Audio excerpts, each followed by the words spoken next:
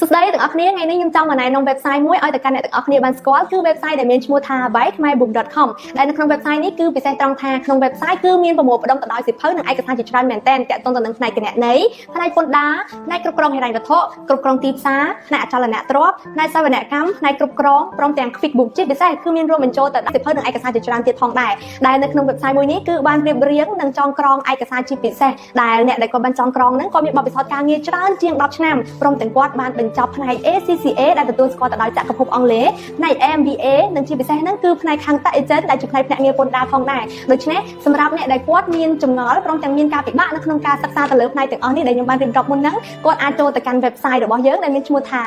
khmerbook.com ដើម្បីធ្វើការជាសៀវភៅនិងឯកសារផងដែរដែលឯកសារដែលបានចងក្រងឡើងនៅក្នុង website គឺពិសេសមែនទែនដែលគាត់បានចងក្រងគឺគាត់ចងក្រងបែបងាយស្រួលយល់ងាយស្រួលចំណាំអត់មានការឈឺក្បាលពិបាកអញ្ចឹងអ្នកដែលគាត់ជាឯកសារនិងសៀវភៅយកទៅមើលនិងយកទៅសិក្សាដោយខ្លួនឯងគាត់គឺមានភាពងាយស្រួលនៅក្នុងការសិក្សាដោយសារអីគឺយើងបានចងក្រងនិងរៀបរៀងឲ្យមានភាពងាយស្រួលទៅតាមបរិបទនៅក្នុងសង្គមនៅក្នុងប្រទេសកម្ពុជារបស់យើងផ្ទាល់តែម្ដងដូច្នេះមួយទៀតគឺអ្នកដែលគាត់ជាសៀវភៅនិងឯកសារហើយគាត់នឹងខ្លាចទៅជាសមាជិកខាងពួកយើងផ្ទាល់តែម្ដងដូច្នេះរាល់ចម្ងល់ឬក៏បញ្ហាទាក់ទងទៅនឹងការសិក្សាគាត់អាចធ្វើការទំនាក់ទំនងមកកាន់ខាងក្រុមការងា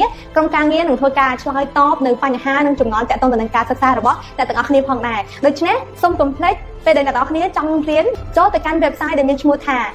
khmerbook.com នេះជា website by Khmerbook សូមបងប្អូនស្វែងរកឯកសារដែលបងប្អូនចង់បាននៅទីនេះ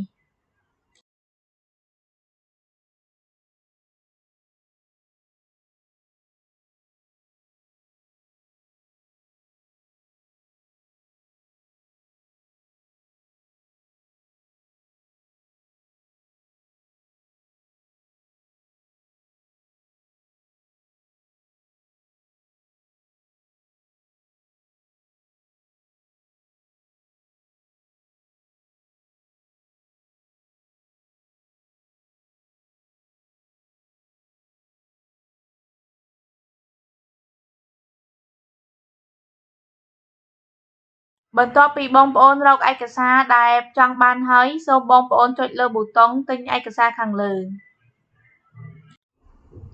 បន្ទាប់មកទៀតដើម្បីទទួលបានឯកសារឬសៀវភៅនេះបងប្អូនគ្រាន់តែបំពេញ3ជំហានសាមញ្ញដូចខាងក្រោមជំហានទី1បំពេញអ៊ីមែល